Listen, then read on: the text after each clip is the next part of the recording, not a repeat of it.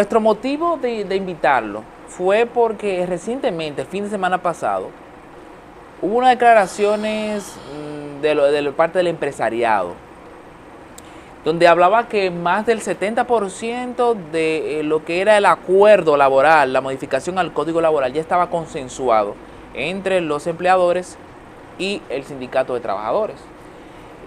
A la última vez que usted estuvo, hablamos mucho sobre este tema, diciendo que hay muchos asuntos ahí que ustedes nunca lo van a aprobar, nunca estarán de acuerdo de que sean aprobados. Pero al ver que se anuncia que ya casi en totalidad el acuerdo está hecho, no sabemos en qué ámbito se habla este 70%, entonces decidimos invitar a alguien del lado de los trabajadores para que nos explique en qué consiste este 70% y si es verdad las declaraciones por parte del empresariado.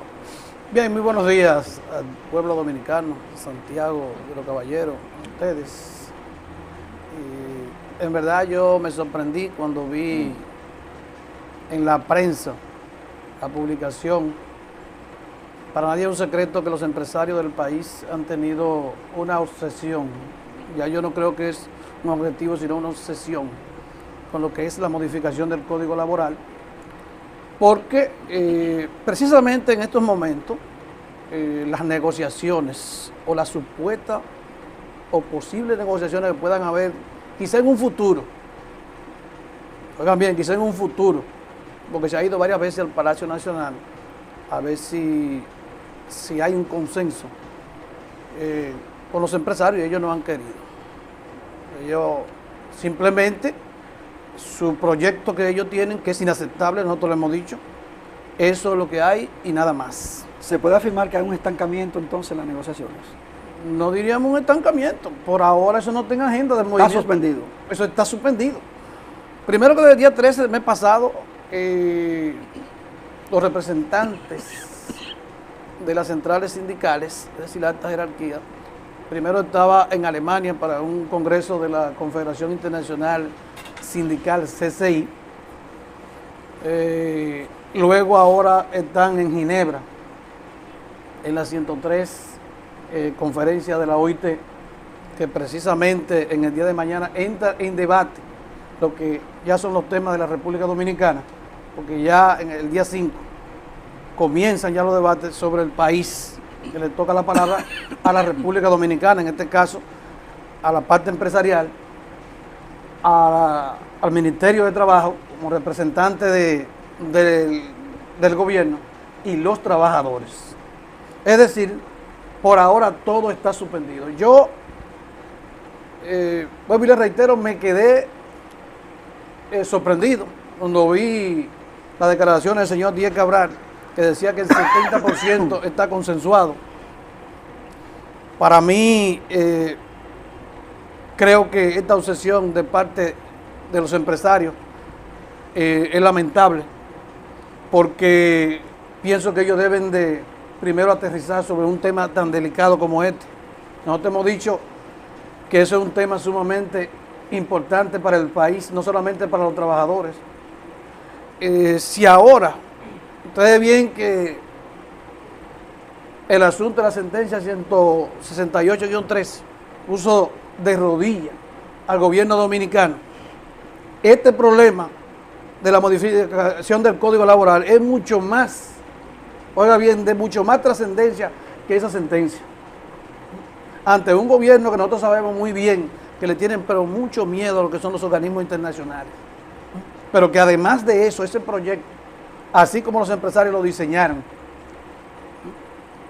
es inaceptable. Nosotros no podemos aceptar eso bajo ninguna circunstancia ni consecuencia en el país, porque eso es un retroceso a los años de 1950 o 40, cuidado. Hay una cosa que a mí me preocupa, y es que en la columna tripartita, gobierno, empresario, obrero, yo digo que son dos, porque los empresarios, la oligarquía es la clase dominante, y el gobierno responde a esa clase dominante, siempre están de acuerdo. La clase obrera tiene dos en contra. ¿Usted no considera que la clase dominante y el gobierno podrían aprovechar su poderío para real y efectivamente modificar el código? Al margen de lo que ustedes piensen. Bueno, mira, es una buena pregunta. Pero lo primero que quiero decirle es que las tres partes tienen poder de veto. Si no hay acuerdo, no hay modificación del Código Laboral.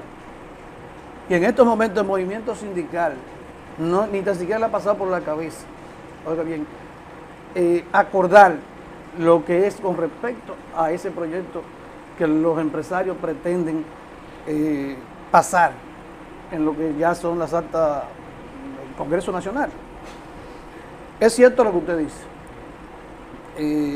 El gobierno, el mismo Palacio Nacional, tiene empresarios ahí que desde ahí se siente la presión hacia los trabajadores, porque nosotros lo sentimos. Nosotros estamos claros en eso y también estamos claros de que hay empresarios también en el propio Palacio Nacional que también tienen su derecho. Como empresarios tienen su derecho, también tienen que definir su rol. Una cosa como gobierno y otra cosa como empresario. El presidente de la República fue bien claro porque él conoce muy bien el tema. No hay acuerdo, no hay modificación del Código Laboral, porque él sabe muy bien las consecuencias que eso en un futuro podían venir para el país. ¿Cómo se modifica el Código Laboral en el año 1992? No fue porque nadie quiso, fue las presiones internacionales que obligaron a Joaquín Balaguer a sentar las bases y modificar el Código Laboral y por lo menos, que nosotros decimos todavía, es un código laboral que se adecua a los nuevos tiempos. Creo que es un código laboral progresista, aunque todavía tiene su añaco, pero yo pienso que todavía es un código laboral, que todavía en 10, 15 años todavía es un código que está actualizado. Si se modificara en función de los intereses que plantean los empresarios, ¿cuáles serían las consecuencias para la clase obrera? Catastrófica. Sería un retroceso a los años 40, porque le quitan toda la conquista adquirida que costaron hasta sangre para este país, porque el empresariado se ha metido en la cabeza que con la modificación del Código Laboral ellos van a crear nuevos empleos, van a crear empleos directos, o sea, ellos se creen que ese sector informal que existe en estos momentos, ellos lo van a desmontar con la modificación del Código Laboral, donde no es así. ¿Por qué existe ese gran número tan alto del asunto de los trabajadores informales? Primero, porque no se gana dinero. Segundo, señores, claro, pueblo dominicano, oigan esto, un trabajador cuando sale de una empresa que pasa de 35 años, ya no le dan empleo, no lo quieren emplear, y ese trabajador se va a dejar morir. No se puede dejar morir. ¿Qué es lo que hace? Que se va a una esquina y pone una mesa. Ya entra una paletera, ahora no, ya esos son microempresas. ¿Usted me entiende? Que ganan más dinero que lo que le paga una empresa. Porque a ellos se les han metido eso en la cabeza y ellos saben muy bien que no es por ahí. Lo que pasa es que ellos lo que quieren es desmontar lo que son los beneficios de los trabajadores. Vamos a la pausa, bienvenido, pero yo quisiera saber de dónde entonces es que el presidente del CONEP, Díaz Cabral, saca esta cifra. Porque él no es loco, él tiene que por lo menos haber conversado con alguien quizá del sector, quizá ustedes no están de acuerdo, pero vamos a hablar esto después de la pausa. Estamos con Bienvenido Sabino.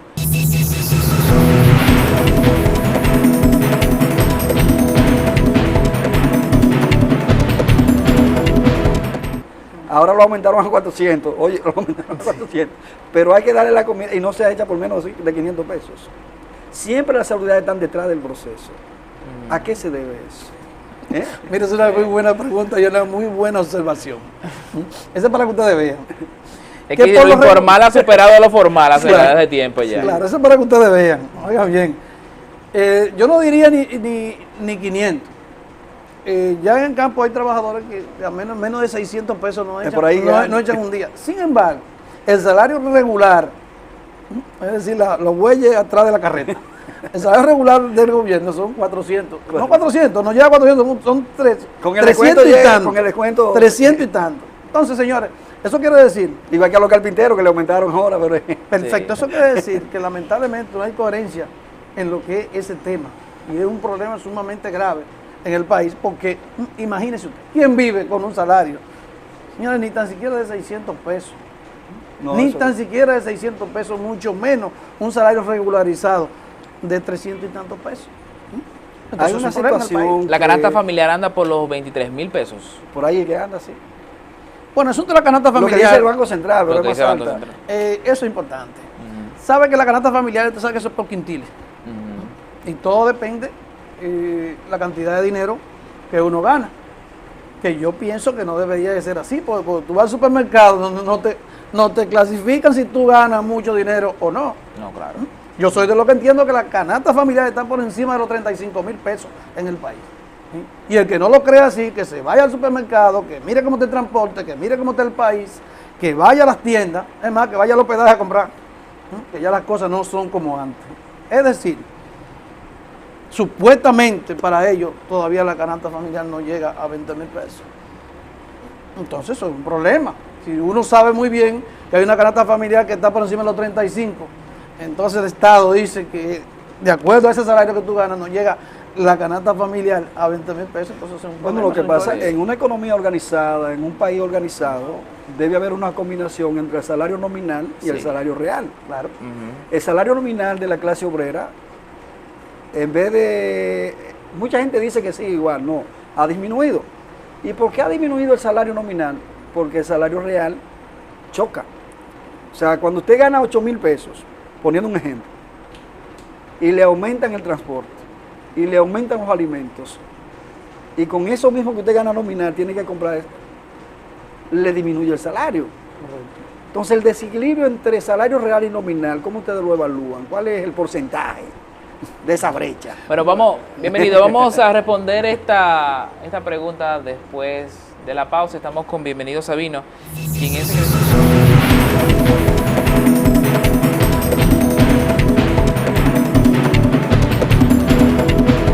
En el país, escuchen esta cifra, reflejan que el 48.5% de las riquezas y bienes del país están en poder de 25 familias. 25 familias controlan el 48.5% de las riquezas y de los bienes. ¿Qué representa eso? Iniquidad, desigualdad. Entonces esa brecha entre ricos y pobres, esa desigualdad, esa iniquidad, es la causa de eso que usted está planteando. Oh, pero por supuesto que sí. Y yo pienso que no solamente, yo creo que no es el 48%. De acuerdo a ese estudio que se ha hecho, yo no estoy de acuerdo con eso. Yo pienso que es el 60%. Ah, pues usted lo aumentó un poco. No, lo aumenté un poco, porque lo que pasa es que hay que ser realista. Esa desigualdad social que existe en la República Dominicana precisamente por eso. Primero porque son gente insaciable que lo quieren todo para ellos y que han vivido acorados de todos los gobiernos, y eso que desde Trujillo para acá, ahí chupando, porque viven ahí. Entonces ven el problema energético ahora mismo, señores, eso es un asunto, es una vaina, eso no tiene madre. Cuando usted ve que cada 3 meses hay que buscarle 700, 800 millones de dólares. Aún teniendo la planta apagada.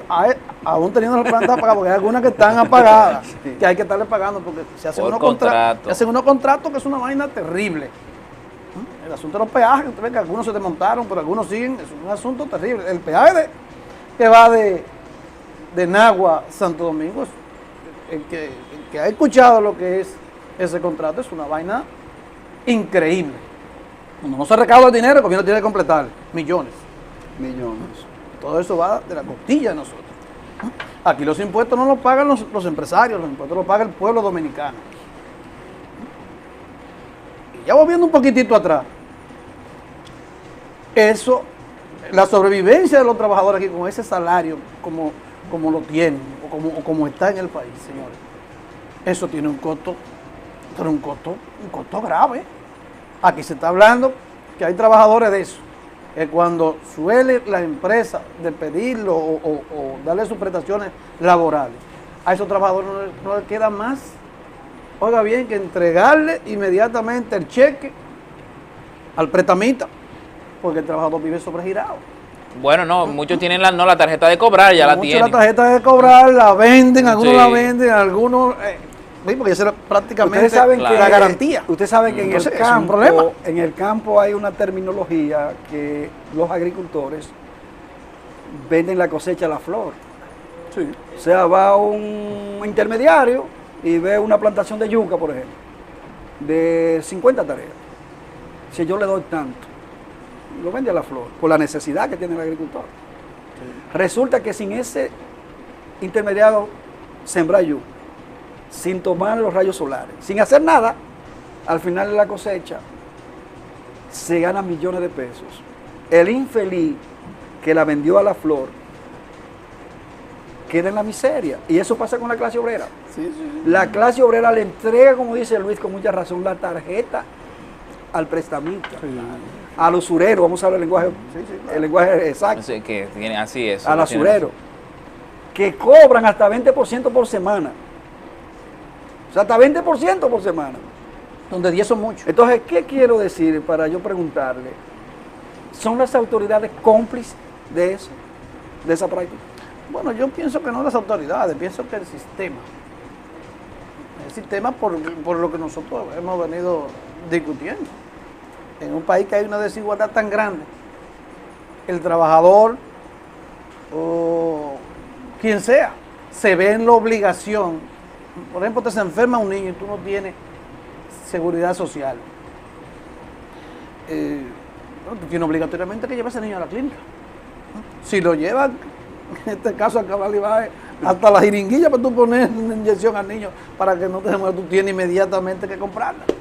Entonces, tú tienes que hacer un lío. Si aparece cama. Si aparece cama. Si tú tienes que hacer un lío para tú salvarle la vida a un hijo tuyo, tienes que hacerlo.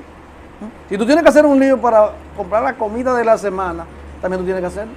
Porque es que vivimos en un país desigual, donde una economía solamente crece en el Banco Central y no se refleja abajo. Donde nosotros entendemos que aquí debe de haber un cambio de economía, no podemos seguir lo mismo, la misma economía que tenía Rafael Leonidas Trujillo en los años 40. Cambias una supuesta economía y lo que tenemos una economía de servicio, que los únicos que crecen, ¿quiénes son? La comunicación, crecen los supermercados, que no crean. Bueno, lo que usted decía, Entonces, la economía señores, de servicio, es un problema. turismo, telecomunicación, y regularmente los jefes de esas áreas son extranjeros. Sí. Significa que se llevan. ¿Cuál ha sido el problema de la mano de obra haitiana? Que la mayoría de dinero que ellos producen, al final de cada semana, se lo llevan. Claro. Y como Y está eso en no una fue- economía informal, Claro. eso no entra de manera tan Claro. directa al Estado. Claro, pero si analizando esta realidad, una radiografía de esta crisis, ¿cómo evalúa usted todos los primeros años de Danilo Medina entonces? Bueno, más o menos, de acuerdo a cómo uno ve el país, porque tampoco se puede ser mezquino y reconocer la realidad. Yo pienso que Danilo Medina tiene muy buenas intenciones, pero de intención está lleno el infierno. Por ejemplo, el tema de la educación, eso es algo importante en un país. No hay forma que se pueda desarrollar una república si no hay un sistema de educación eficiente. Yo pienso que el camino del desarrollo en la educación él lo está montando, claro, para un futuro. Pienso que no debió de haberse embarcado tampoco en lo que fue el sembrar de aula el país completo. Si ustedes pueden ver, la economía no anda bien precisamente por eso, porque tú inclinas la balanza solamente en la construcción, es un problema grave. Se desarrolla un sector de la construcción, porque está sembrando aula, pero el otro lado también necesita. Ahí se le metieron también algunas contradicciones, problemas sumamente graves, como fue el problema ese de la sentencia, que yo diría ahora mismo, yo digo que el país tiene 3 disyuntivas sumamente importantes que deben de ser resueltas. Si el presidente de la República, que está en mucho de eso está en poder de él, que son, primero, el asunto de la sentencia, y eso está en pie de resolverse. la modificación del Código Laboral no debe dejarse chantajear de ninguno de los empresarios con respecto a eso. Debe de mantener su posición y entender que eso es un problema grave. El asunto de Loma Miranda tiene que resolver ese problema también, porque eso... En función de lo que piensa el 90%. Claro, porque eso no está entorpeciendo lo que es el país. Y aquí suelen que cuando hay un problema de carácter económico o cual sea, llegan y te meten un tema, el asunto de la delincuencia. Y el asunto de la delincuencia debe ser enfrentado enérgicamente en el país, pero debe ser enfrentado científicamente, no ojo por ojo, diente por diente, porque eso es un problema. Va a generar más violencia. Eso va a generar más violencia. Claro. Si no óigame bien, Bueno, hay una sentencia que plantea que la violencia genera violencia. La delincuencia no se combate así, independientemente. Se combate con inteligencia y trabajo preventivo. Bueno, yo planteaba que la delincuencia y la violencia, ni el 911, ni Barrio Seguro, ni Plan de Seguridad Democrática resuelven la problemática, porque eso tiene que ser un plan integrado. Ir a la raíz, generar empleos, garantizar oportunidades, que se acabe con la impunidad de los delincuentes de cuello blanco. O sea, una serie de factores sociales y económicos que deben acompañar, porque la persecución, hay un ejemplo, durante la gestión de Jesús Candelia como de la Policía Nacional, se mataron a cientos, uno no sabe exacto la cifra, de delincuentes, y eso terminó con la delincuencia. Al contrario. Guzmán Fermín también le llamaron el cirujano, porque a los que no mataba lo dejaba inválido. Le aplicaba un balazo en la rodilla, y eso resolvió la delincuencia. No, ¿cuántos han matado en esta gestión? Y la delincuencia sigue porque no se ha ido a la raíz. ¿Por qué la fiebre no está en la sábana? Sencillamente. Mira, y el proyecto de seguridad democrática que tú mencionas, hubiese tenido sus resultados si aplicaban todos los ejes que eran parte de ese era un programa proyecto. serio. Sí, se aplicaba. Se aplicaba como, pero solamente se concentraron en la parte de Barrio Seguro, la policía, pero no se enfocaron en la parte de educación, que tenían que crear escuelas en esos lugares. También canchas, lugares de esparcimiento para que los jóvenes tuviesen actividades y no se inclinaran hacia la delincuencia. Todo eso es integral, pero aquí solamente quieren basarse en la parte de seguridad. Por ejemplo, en los barrios. Y si no, ¿qué pasa en nunca. los barrios? La mayoría de jóvenes no tienen dónde trabajar, pero tampoco están estudiando. No están estudiando. ¿Qué es lo que hacen los narcotraficantes? Están al acecho. Claro. Ven ese jovencito en una esquina todos los días. Dije, mira, yo quiero que tú me hagas un favor, como tú no estás haciendo nada, llámate este sobrecito, tal sitio. Cuando regresa le da 2,000 pesos, ya lo capturó.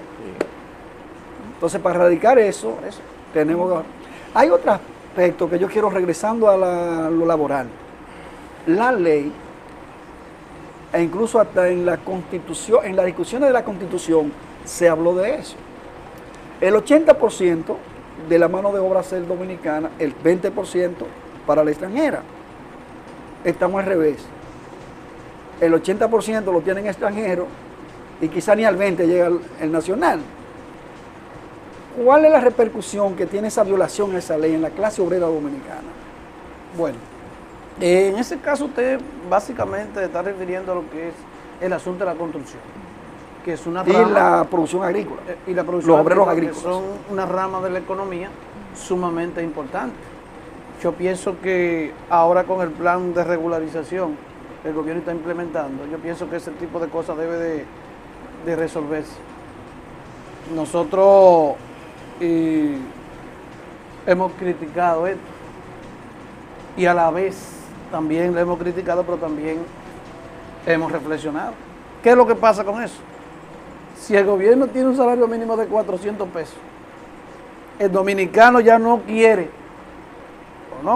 por convicción o porque entiende No le resulta. que no le resulta. Prefiere ser motoconcho. Prefiere ser motoconcho, prefiere irse a otra rama de la economía que no a cultivar a lo que es el campo. Entonces ahí se pierde el empleo de calidad. Perfecto. El asunto de la economía, de la construcción,